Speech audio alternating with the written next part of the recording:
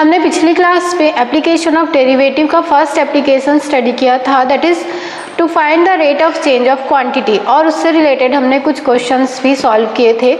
आज हम उनसे रिलेटेड एनसीईआरटी 6.1 के कुछ क्वेश्चंस और सॉल्व करते हैं।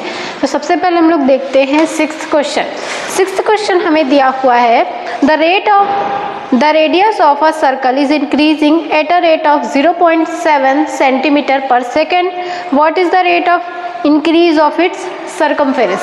हमें यहाँ पर सर्कल का रेडियस का रेट ऑफ चेंज गिवन है 0.7 सेंटीमीटर पर सेकेंड। हमें इसके सरकमफेरेंस में चेंज को फाइंड करना है। तो हमें मालूम है circumference of circle is equal to 2πr, यहाँ पे r रेडियस है। अब अगर हमें सरकमफेरेंस का रेट ऑफ चेंज फाइंड करना है विथ रिस्पेक्ट टू टाइम, तो इसलिए हम इसको डिफ्रेंशिएट कर देते हैं विथ रिस्पेक्ट टू t। तो ये हमें मिल जाएगा dc/dt, c फॉर सरकमफेरेंस, और यहाँ पर हमें मिल जाएगा 2π इज कांस्टेंट एंड dr/dt। अब dr/dt की वैल्यू हमें गिवन है, वो वैल्यू हम यहाँ पर पुट कर देते हैं, दैट इज 0.7। तो ये हमें मिल जाएगा 1.4 पाई सेंटीमीटर पर सेकेंड, और ये वैल्यू हमें मिल रही है dc/dt की, that is rate of change of circumference of any circle. ठीक है, तो इस तरह से हम फाइंड कर सकते हैं। इसके बाद हम नेक्स्ट क्वेश्चन देखते हैं। सेवंथ क्वेश्चन हमें दिया हुआ है, the length x of a rectangle is decreasing eight a rate of 7 centimetre पर मिनट।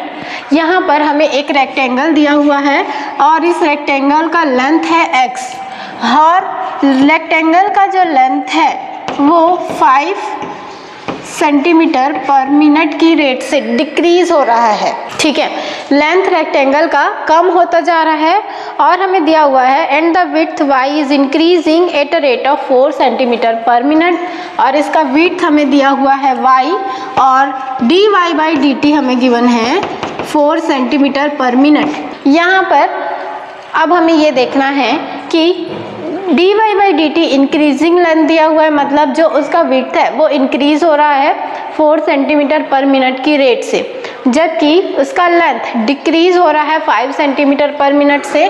तो चूंकि ये लेंथ डिक्रीज हो रहा है इसलिए हम इसे नेगेटिव कंसीडर करेंगे। ठीक है, और हमें फिर दिया हुआ है when x is equal to 8 centimetre and y is equal to 6 centimetre, then find the rate of change of perimeter and area of a rectangle।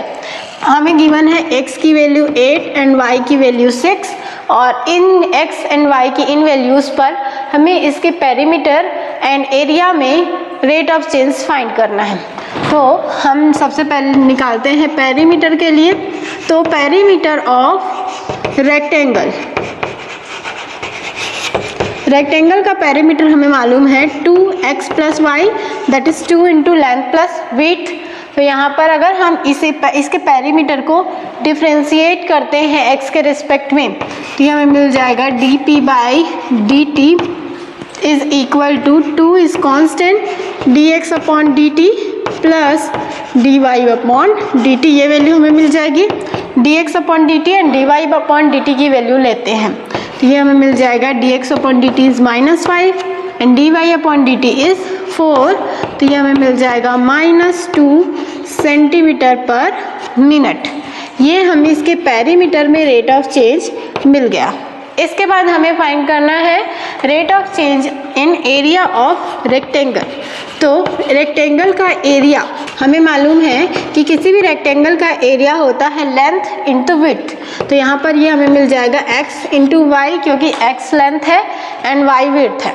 अब अगर हम इसे t के रेस्पेक्ट में डिफ्रेंशिएट कर दे एरिया को, तो ये हमें मिल जाएगा dA/dt, और यहाँ पर मल्टीप्लिकेशन का फॉर्म यूज़ होगा।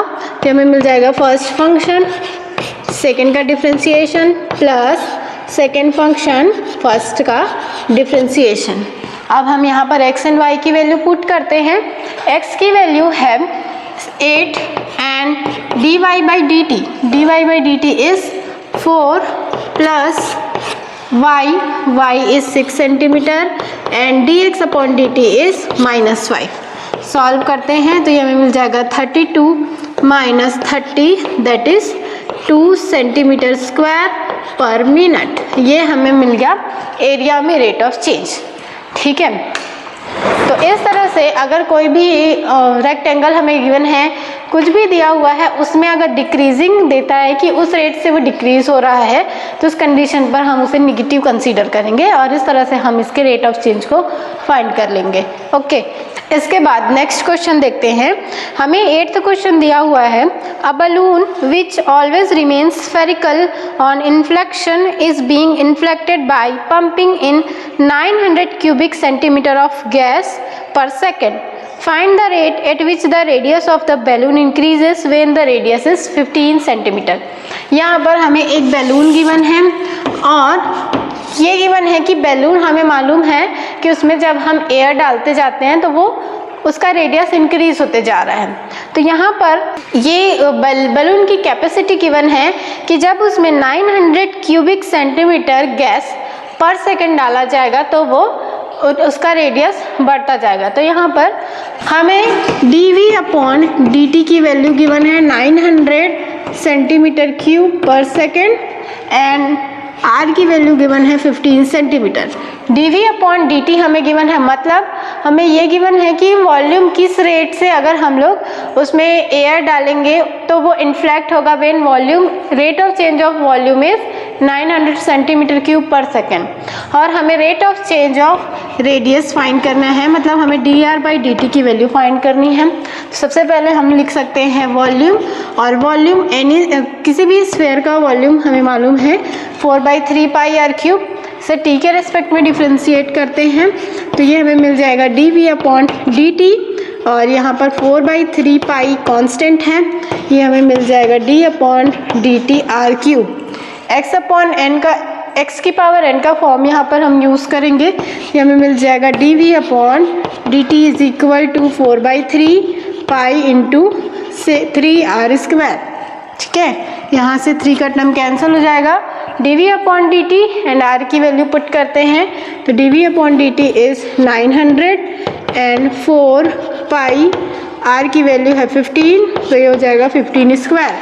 सॉल्व करते हैं इंटू dR/dt। अब इसके बाद dV/dt एंड r की वैल्यू पुट करेंगे तो dV/dt की वैल्यू है 900 एंड r की वैल्यू है 15, और ये हमें मिल गया dR/dt। अब dR/dt की वैल्यू जब हम फाइंड करेंगे तो ये हमें मिल जाएगा 900/4 पाई इंटू 15²। जब हम इसे सॉल्व करेंगे तो ये हमें मिल जाएगा, 1/पाई सेंटीमीटर पर सेकेंड। ये हमें मिल रहा है रेडियस में रेट ऑफ चेंज बैलून का।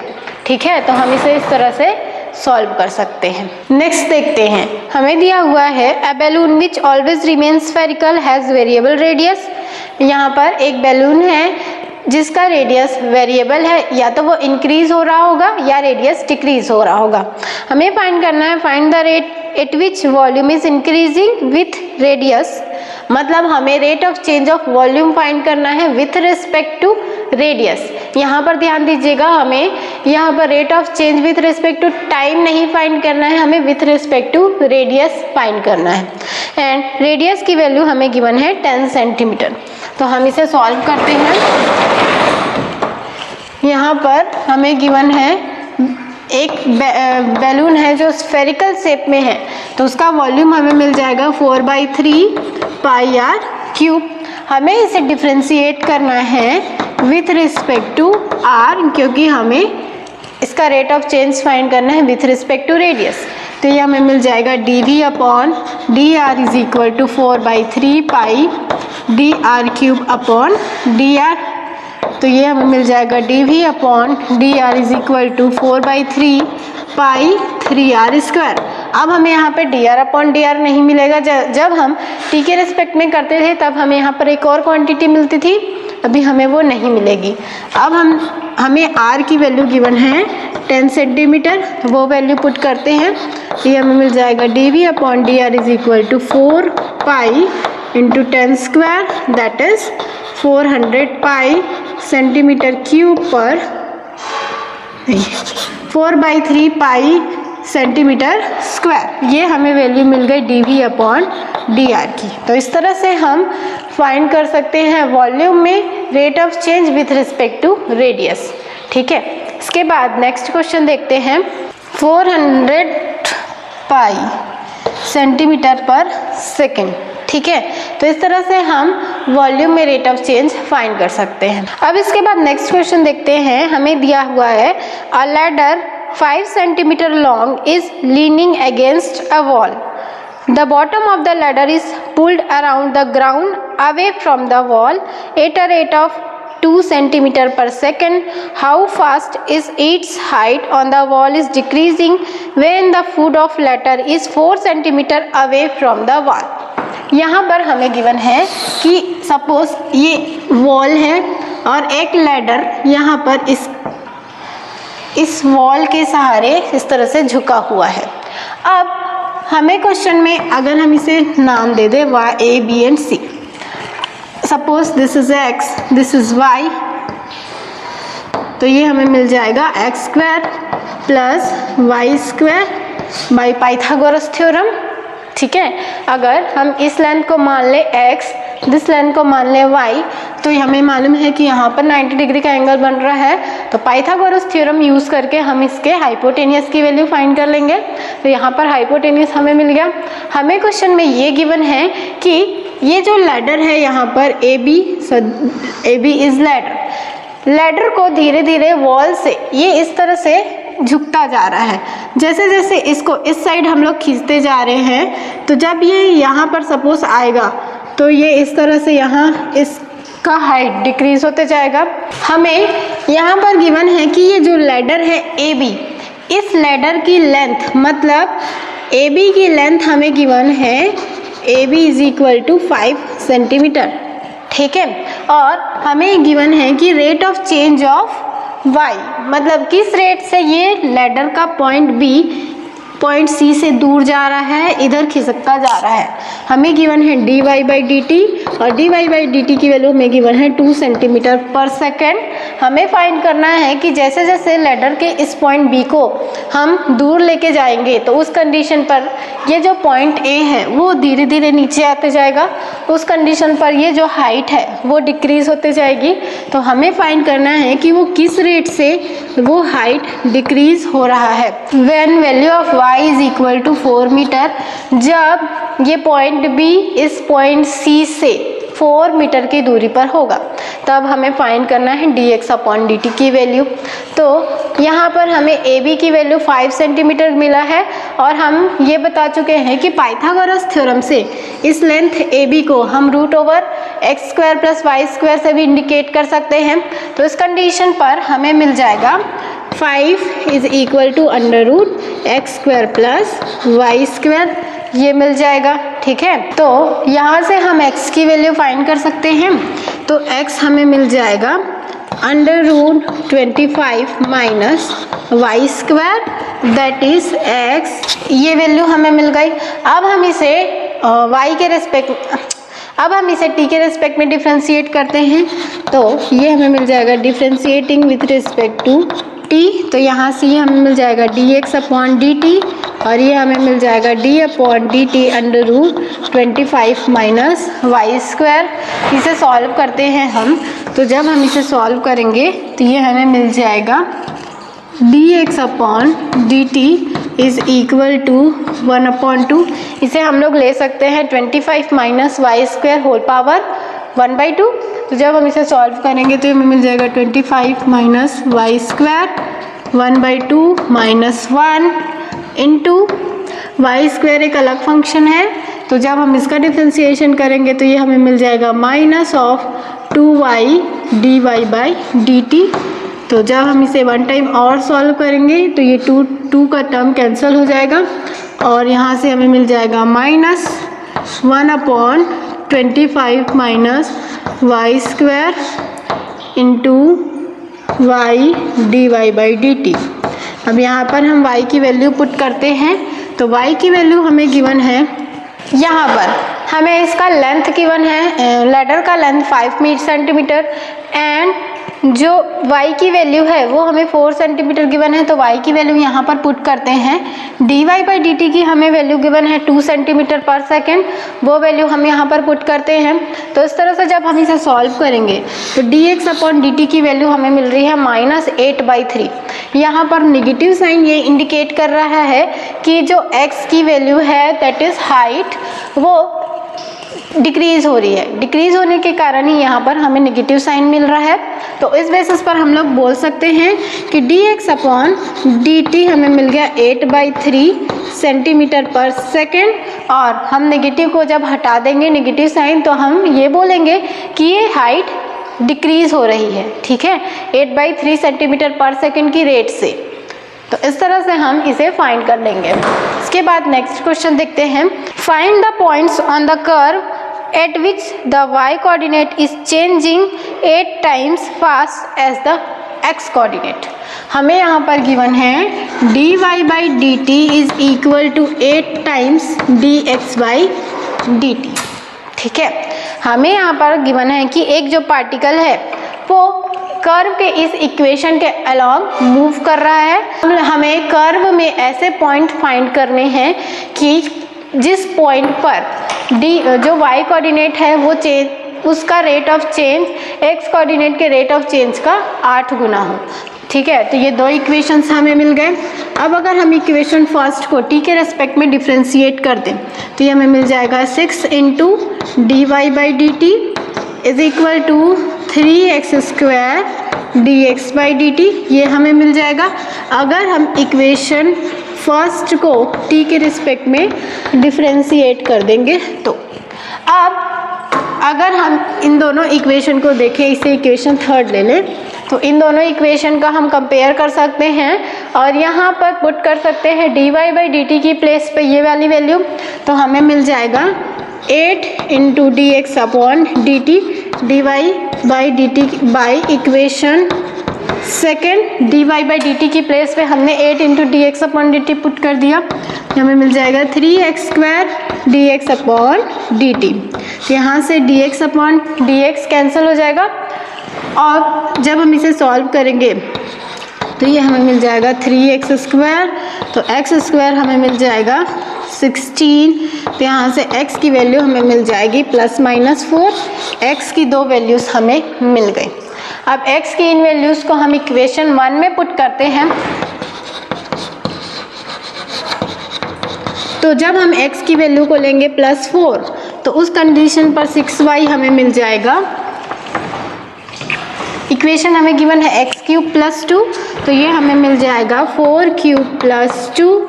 4³ इज 64 + 2 दैट इज 66/6। तो यहाँ से y की वैल्यू हमें मिल जाएगी 11। एक वैल्यू हमें मिल गई। अब जब हम x की वैल्यू को पुट करेंगे -4 तो ये हमें मिल जाएगा 6y is equal to -4³ + 2। -4³ is -64 + 2। तो जब हम इसे सॉल्व करेंगे तो ये हमें मिल जाएगा -31। और second when x is equal to -4 then y is equal to -31/3। तो इस तरह से हम इसे फाइंड कर सकते हैं। ये दोनों कोऑर्डिनेट्स ये इंडिकेट कर रहे हैं कि इन्हीं दोनों पॉइंट पे y कोऑर्डिनेट का rate of change x coordinate के रेट ऑफ चेंज का 8 गुना है। तो इस तरह से हम इसे सॉल्व करके फाइंड कर सकते हैं। इसके बाद नेक्स्ट क्वेश्चन देखते हैं। हमें गिवन है the radius of an air bubble is increasing at the rate of 1/2 centimetre per second. At what rate is the volume of bubble is increasing when radius is 1 centimeter? एक air bubble है। Air bubble हमें कुछ इस तरह से मिलता है, इसके अंदर में एयर भरी होती है और उसका रेडियस 1/2 सेंटीमीटर पर सेकेंड की रेट से इंक्रीज हो रहा है। तो हमें फाइंड करना है कि किस रेट से इस बबल का वॉल्यूम इंक्रीज हो रहा है। जब इसका रेडियस 1 सेंटीमीटर है तो उस कंडीशन पर वॉल्यूम के रेट ऑफ चेंज की वैल्यू क्या है। तो सबसे पहले हम वॉल्यूम का फॉर्म यूज़ करते हैं, दैट इज़ 4/3 πr³। हम इसे डिफ्रेंशिएट करेंगे t के रेस्पेक्ट में, तो ये हमें मिल जाएगा dv upon dt is equal to 4/3 pi d upon dt r cube. जब हम इसे डिफ्रेंशिएट करेंगे तो ये हमें मिल जाएगा 3r² dr upon dt।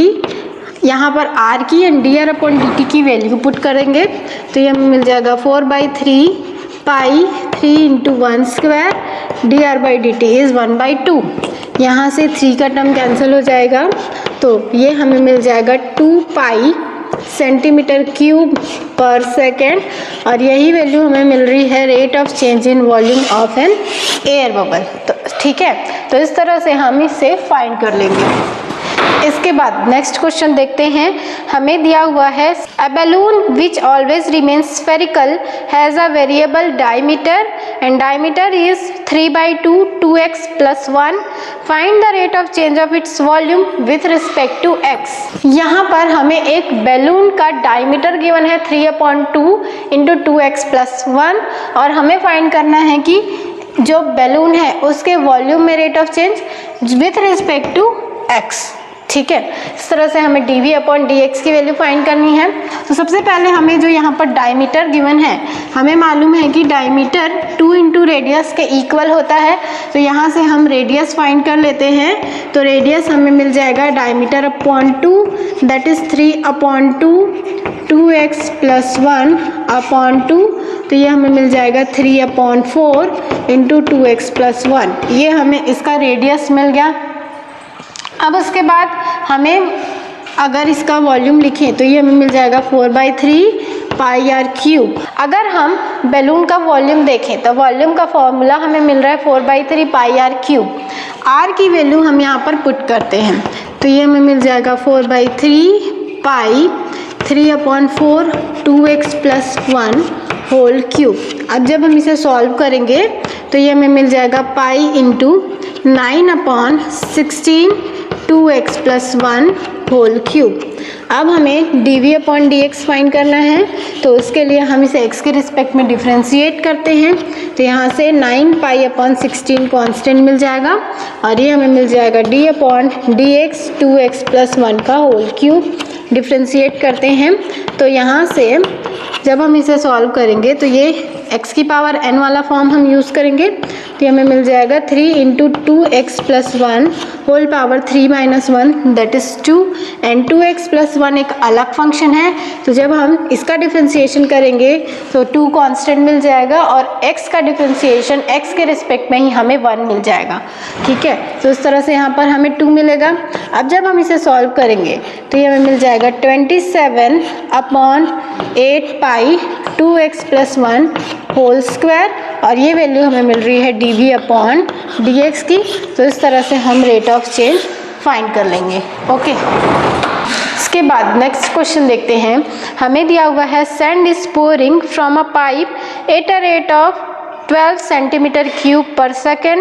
The falling sand forms a cone on the ground in such a way that the height of cone is always 1/6 of the radius of the base. How fast is the height of sand cone increasing when the height is equal to 4 cm?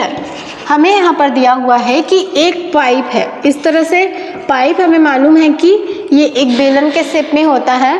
अब अगर इस pipe से sand यहाँ से गिर रहा है तो सैंड जब गिर रहा है तो यहाँ पर जब सैंड यहाँ से गिर रहा है तो इस टाइप से वो कोन की शेप में इस तरह से हमें मिल रहा है।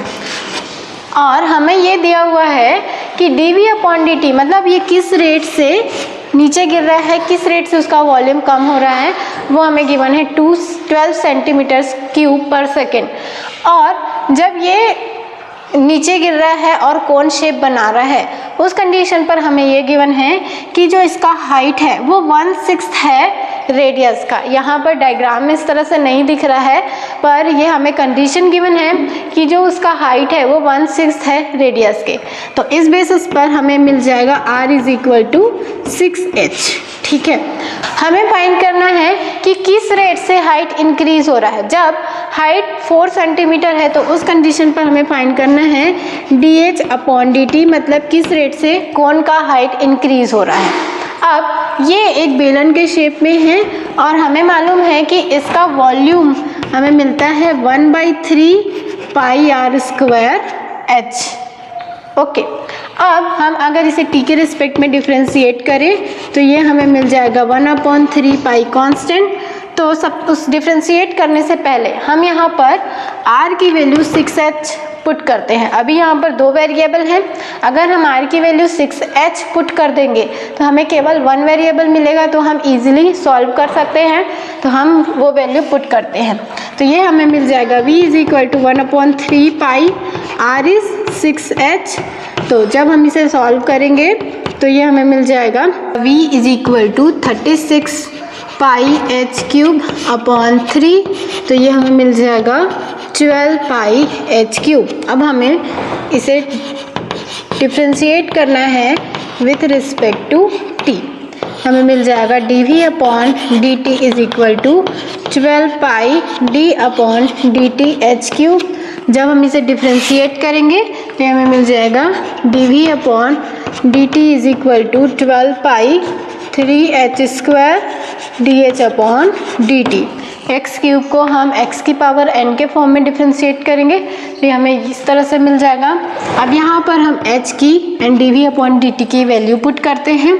तो dv अपॉन dt हमें गिवन है 12 एंड यहाँ से h की वैल्यू हमें गिवन है 4। तो ये हमें मिल जाएगा 4 स्क्वायर। यहाँ से 12 का टर्म कैंसिल हो जाएगा और जब हम इसे सॉल्व करेंगे तो dh अपॉन dt की वैल्यू हमें मिल जाएगी 1/48 पाई सेंटीमीटर पर सेकेंड। और ये हमें मिल गया rate of change of height of a cone, sand cone. ठीक है, तो इस तरह से हम किसी भी शेप का रेट ऑफ चेंज फाइंड कर सकते हैं, चाहे वो स्फेयर हो, कोन हो या कुछ भी हो। ठीक है, उसके बाद नेक्स्ट क्वेश्चन देखते हैं।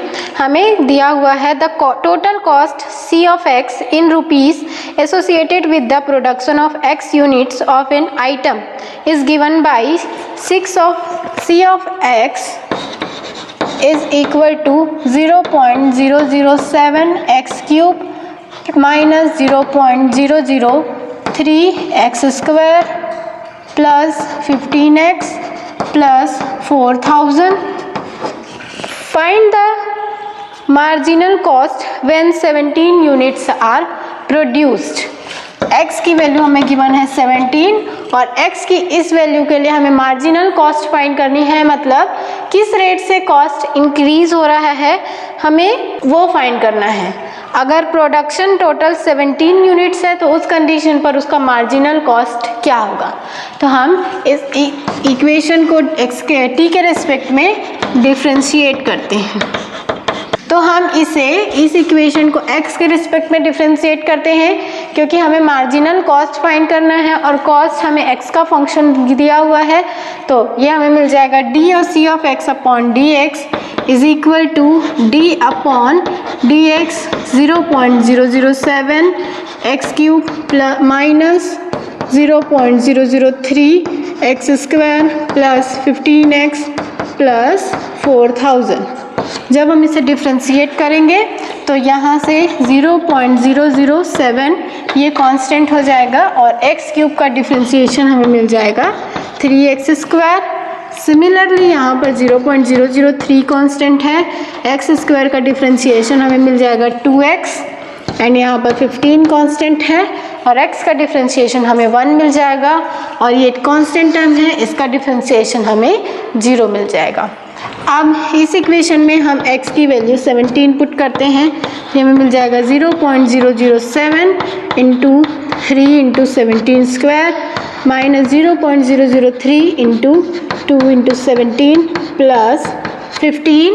जब हम इसे सॉल्व करेंगे तो ये हमें मिल जाएगा, ये हमें मिल गया टोटल 20.967।